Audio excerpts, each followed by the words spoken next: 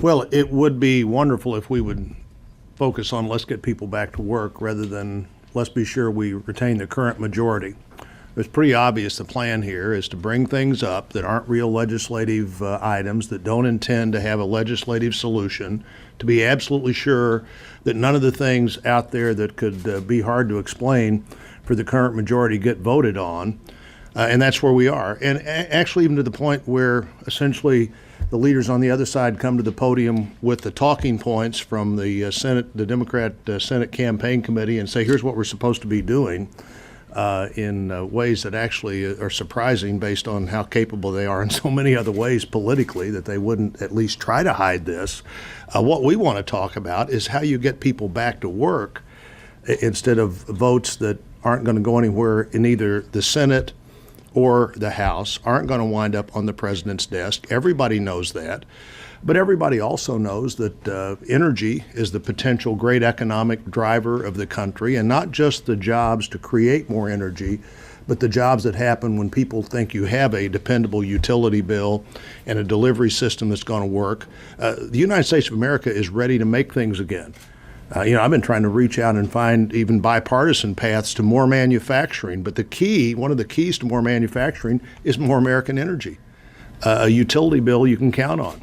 And everybody knows that. And so when we bring these amendments to say, if we're going to talk about the economy, if we're going to talk about joblessness, let's talk about jobs. Let's talk about how to get people back to work. The carbon tax, we shouldn't be allowed to have a carbon tax. I have an amendment that would say we couldn't have, but that we couldn't have by regulation any more than we could have by legislation. Once the American people figured out what the carbon tax would do to utility bills from about the middle of Pennsylvania to the western edge of Wyoming, they said, we don't want that.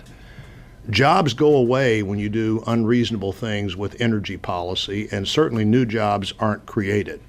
So this long list of what we can do with energy, and then the other list of what we can just do to get people to work.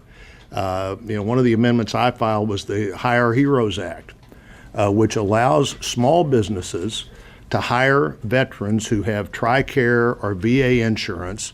And if they already have insurance coverage, they don't have to count toward the 50 cap that the Affordable Health Care Act sets for people to have to meet. Talk about a real way to have somebody who's at the edge of that 50 decide they want to reach out to veterans. Just say you don't have to count veterans if they already have health insurance and you're not going to provide it anyway, and you need 3 or 4 more people, but you don't want to get over 50.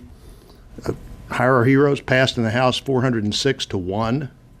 Be nice if the majority leader would let us have even that amendment.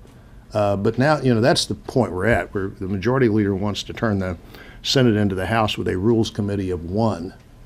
And he decides what we vote on and when we vote on it and how we vote on it. And obviously that has not created the kind of atmosphere here that solves problems. It just creates an ongoing inability to solve any problems. So we would like to see these amendments. More importantly, we'd like to see these policies get people back to work and drive our economy. Senator Hoeven and I and Senator Murkowski and Senator Brasso and anybody who's talking about this knows they will, and frankly any economist knows they will. Let's just do some common sense things that get people back to work.